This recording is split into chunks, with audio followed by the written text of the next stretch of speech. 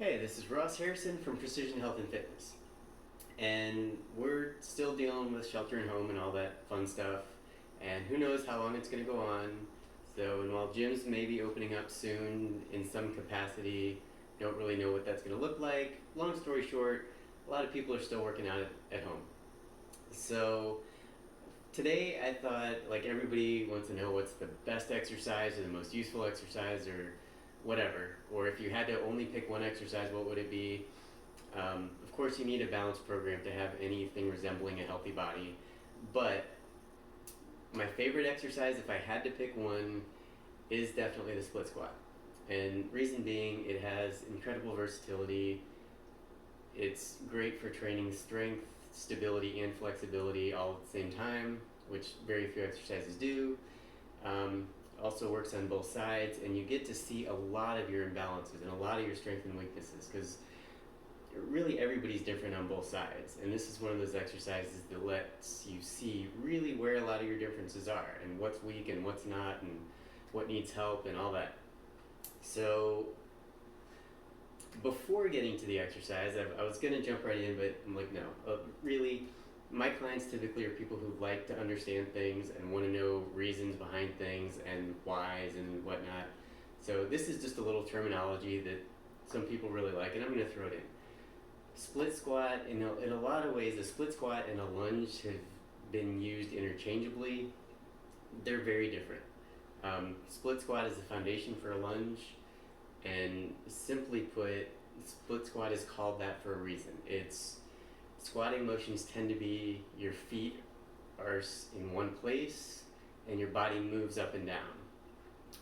Lunges mean there's movement, there's directional movement. Like a forward lunge, you're stepping forward and moving back, backward, lateral, whatever it is, your body's moving. In a split squat, and the reason it's called a split squat is when one foot's forward and one foot's back, that's traditionally called a split stance. So essentially you could call this a split stance squat. So feet are split and you're just moving up and down. Split squat makes sense, and there's a lot of good reasons for this. It also, the other reason I wanted to talk about that, that's how you can tell when somebody's doing a good split squat. Because a lot of people sort of do this thing that's like a hybrid between a split squat and a lunge, and it's really not anything that's as good as either one. Typically, I usually don't show a lot of things that people do wrong, but this is one that I just see it so much I can't not show it. So, split squat, you want to go straight down. Um, Actually, I'll start with some good stuff. So, healthy habit, and this is good for a lot of things. If you're moving down, you want your knee to essentially be over the back half of your foot. Some people say you can go over the toe, and yeah, you're probably okay, but why not keep as good of alignment as possible and looking for that 90-degree angle in your front knee? The back leg is variable, and it's going to be different depending on all kinds of factors: flexibility, strength, stability. It's going to probably be different from one leg to the other. So my left leg forward is better. My right leg forward, and I'll show you the difference. Right hip replacement, my movement is very different and it's limited, so it affects the exercise. But when done well, it looks something like this. And so you can see my, whoops, it's hard to talk and focus. I'm just going up and down. What you often see is something that looks like this, where people's weight's going forward and typically their body will go forward. And yes, that throws me off balance and it's not good for many reasons. But one, your weight's going into your front knee. And yes, that does put a lot of stress. Like whatever direction your motion is going, whatever point that motion's going to, that thing, that place is going to absorb the impact of that movement. And so if I'm going here, all my weight's going right into my knee. And then as a lot of people do this, you'll see it like fast, they're doing ballistic kind of motions, then there's even more momentum, and yes, it's all damaging the knee over time. If the movement's just straight up and down, as it's supposed to be, your weight not only is centered, but it's supported by your whole leg. Like there's very little stress on your knee.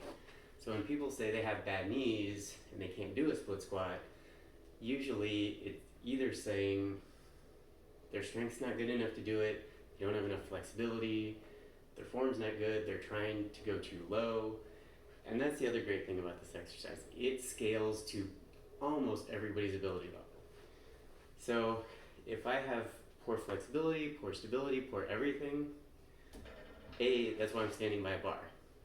When people are learning this, I have everybody hold on to something.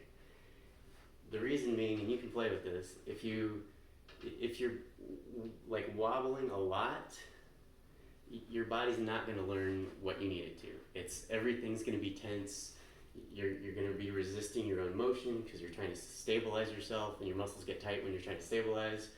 So if you can't just do a gentle up and down, hold on. And you don't need to grip, you don't need to pull the weight to bring you up, but really, and people are constantly surprised, like incredibly surprised by this.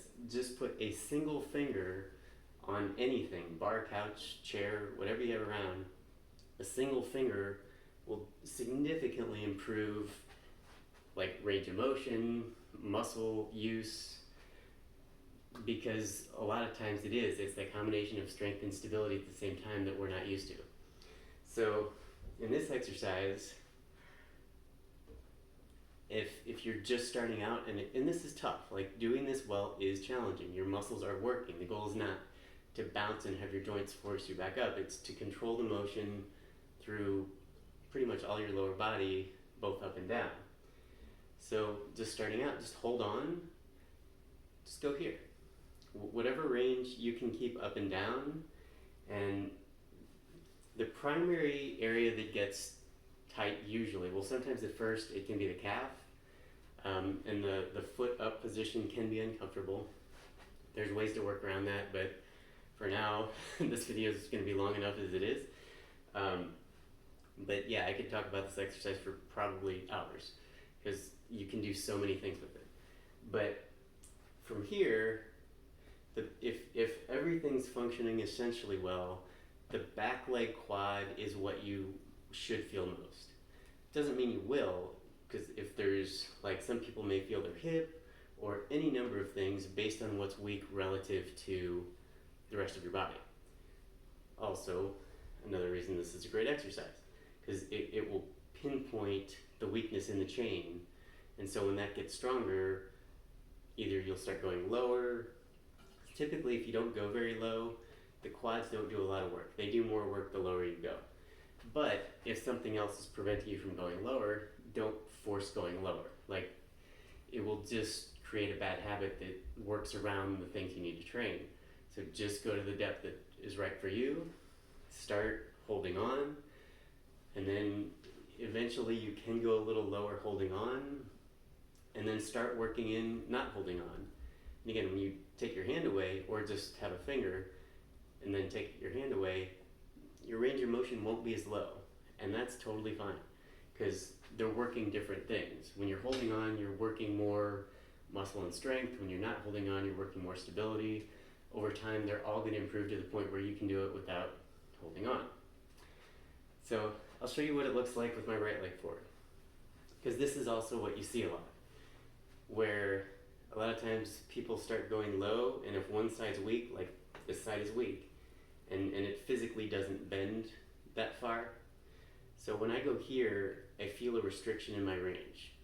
If I try to go lower, that's going to happen, where my back leg is going to take the weight, so the weight doesn't go on my hip, and physically it's not really going to bend there. If I hold on, I can go lower with decent form. I can't really support that without the added stability. My hip just doesn't have that level of stability. But still, I'm getting a great workout and I'm strengthening a weak hip.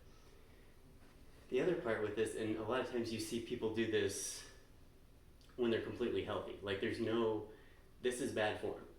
You want your shoulders over your hips all the time. Like, there's no, if you find when you're going lower, your body's coming forward, it either means you need more postural strength, or you're just trying to, like, decrease stability. If the weight caves in and everything's close, you're going to require less stabilization. And essentially, it's just making it easier and providing less benefit to your muscles. So, just showing you again this kind of thing where I can feel that my weight is not at all equally distributed. When I go here and I go down, both legs are pretty much doing an even amount of work. I mean, I'm going to feel this more because this leg is in a better position. The front leg is in a better position to produce strength. It's just foot's going down. This is a more challenging position. Makes sense. So going back to the bad leg, because this is something that like everybody will work through. So if I'm wanting to work on this side, and as I warm up and you'll find this too, as you warm up with this kind of exercise and you get familiar with feeling what it feels like, you naturally will get more of a range of motion. I mean, I can do it fairly well on this side if I really focus. I mean, it's hard and it doesn't feel great and I can't do that many. So for me, if I want to work on strength and range of motion, I'll just have my hand on something.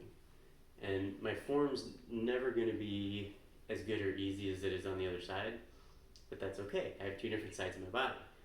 My goal is not to make this side look like the other, because that's a losing battle. But every time I do this, I am strengthening the hip.